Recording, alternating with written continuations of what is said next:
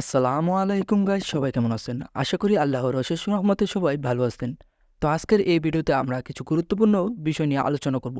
বিশেষ করে আমরা যারা জীবনে আর কোনোদিন বাংলাদেশ সেনাবাহিনীর মাঠ পরীক্ষা দেইনি, তাদের জন্য তো অত্যন্ত গুরুত্বপূর্ণ একটা ভিডিও এই ভিডিওটা।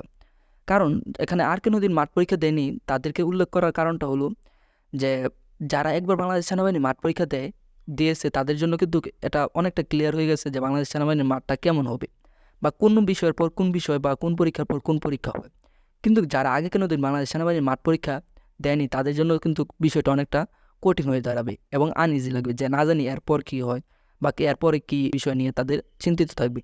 তো আজকের ভিডিওতে এমন 10টা টিপস বা বিষয় নিয়ে আলোচনা করবো যেগুলো মেনে যদি আপনি বাংলাদেশ সেনাবাহিনীর মাঠ পরীক্ষা করতে পারেন, তাহলে কিন্তু আপনার বাংলাদেশ সেনাবাহিনীর চাকরি অনেকটা নিশ্চিত হয়ে যাবে। তো ভিডিও শুরু করার আগে এখনও যারা আমার এই ভিডিও আর্মি লাভার চ্যানেলটি সাবস্ক্রাইব করেননি, তারা অতি দ্রুত সাবস্ক্রাইব করুন।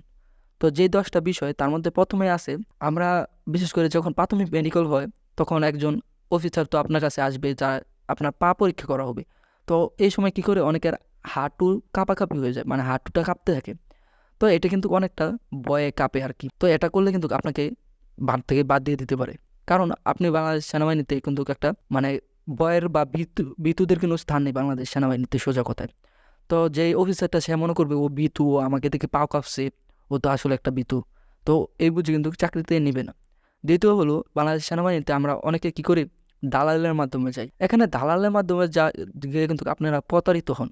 এটা শুধু শুধু দালালরা আপনার বাবার কাছ থেকে একটু মোটা অঙ্কের টাকা নেবে, আর কিছু না। তারপর আরেকটা বিষয় হলো, আমরা অনেকে বাংলাদেশ সেনাবাহিনীর মাঠ পরীক্ষায় যেদিন যাই তার আগে শরীরের যে অবাঞ্ছকর লোম আছে তা পরিষ্কার করে যায় না।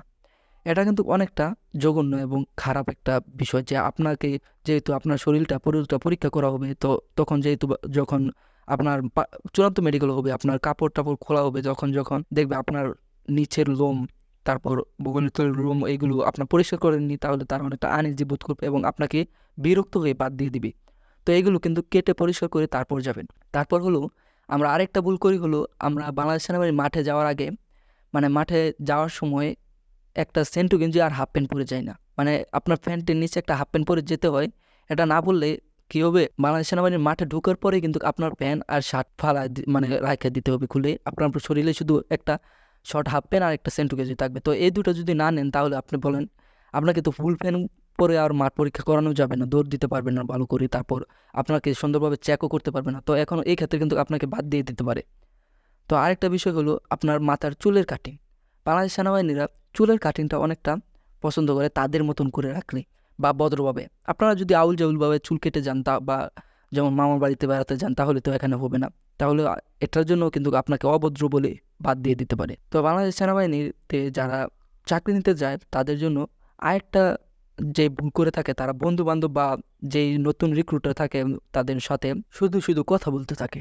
এটা যদি আপনার বাংলাদেশ সেনাবাহিনী মাঠে যাওয়ার পরে কিন্তু বিভিন্ন অফিসার আপনার দিকে লক্ষ্য রাখবে, প্রায় সবার দিকে লক্ষ্য রাখে। তখন যদি দেখে যে আপনি অন্যদের সাথে শুধু শুধু কথা বলছেন, সময় কাটাচ্ছেন, তাহলে তারা কিন্তু আপনাকে বাদ দিয়ে দিতে পারে। আরেকটা বিষয় হলো, সর্বশেষ যে বিষয়টা তা হলো ভদ্রতা। আপনি যদি ভদ্রতা বজায় রেখে ওই জায়গায় সকল কার্যক্রম করেন, ধরেন আপনি তাদেরকে দেখার পর সালাম দিলেন, তারা যেভাবে করলো তা আপনি সেইভাবেই তাদের কথা মতো কাজ করলেন, তাহলে কিন্তু তারা অনেকটা ভালো ভাববে। আর আপনি যদি উল্টা যা করে তার সময় মতো না করেন, তাহলে কিন্তু এটা অভদ্রতা মনে করে তা আপনাকে বাদ দিয়ে দিতে পারে। এবং আমরা যে বাংলাদেশ সেনাবাহিনীর মাঠ পরীক্ষা করতে যাব বা দিতে যাব, তারা আরেকটা ভুল করেন যে হাতে পায়ের নখগুলো মানে কাটেন না। তো এটা কিন্তু আপনাকে দেখতে অনেকটা কি বলে খাসরম একটা বিষয় আর কি। যখন আপনার হাত পা পরীক্ষা করা হবে, দেখবে আপনার হাতে বড় বড় নখ, তখন কিন্তু বিরক্ত হবে যে ও কি বাংলাদেশ সেনাবাহিনীতে মাঠ পরীক্ষা দিতে আসছে, অথচ সে তার নিজের হাত পায়ের নখও কাটিয়ে আসেনি। তো এই ক্ষেত্রে কিন্তু আপনাকে মাঠ থেকে বাদ দিয়ে দিতে পারে। তো এমন ছোট ছোট ভুলের জন্য কিন্তু আপনাকে মাঠ থেকে বাদ দিয়ে দিতে পারে, পরে কিন্তু আপনার একটা আফসোসের কারণ হবে যে হাতের নখ কাটেনি বলে আজকে বাদ দিয়ে দিল, বা আমি একটা হাফ প্যান্ট পরে আসিনি দেখে আমাকে বাদ দিয়ে দিল। আপনি কিন্তু মানে পরীক্ষাটা দেওয়ার সুযোগই পাননি, সোজা কথা। তাই এই ভুল করে আমরা না করে সুন্দরভাবে বাংলাদেশ সেনাবাহিনীর মাঠ পরীক্ষা দিব, এবং যাওয়ার আগে আমরা সুন্দর করে প্রস্তুতি নিয়ে SMS আসার পরে আপনার কাগজপত্রগুলি বারবার চেক করবেন যে কোনো কিছু ধুয়ে আসেনি। তো আশা করি ভিডিওটা ভালো লাগছে, ভালো লাগলে অবশ্যই একটা লাইক দিয়ে দেবেন। এবং আরেকটা আপনাদেরকে লাস্ট কথা বলি যে আপনার প্রত্যেকটা কাগজের মানে যে প্রত্যেকটা কাগজপত্রে আপনারা ডুপ্লিকেট ফটোকপি নিয়ে যাবেন এবং সত্যায়িত করে নেবেন। কারণ অনেক সময় লাগে, ধরেন আপনার ওই জায়গায় লাগলো না, অন্য কোনো সময় কিন্তু কাজে লেগে যাবে, ফালানি যাবে না তো আর। তো ভিডিওটা ভালো লাগলে অবশ্যই একটা লাইক দিয়ে দেবেন। আমার পরবর্তীতে কী সম্পর্কে ভিডিও চান তা কমেন্টের মাধ্যমে জানাবেন।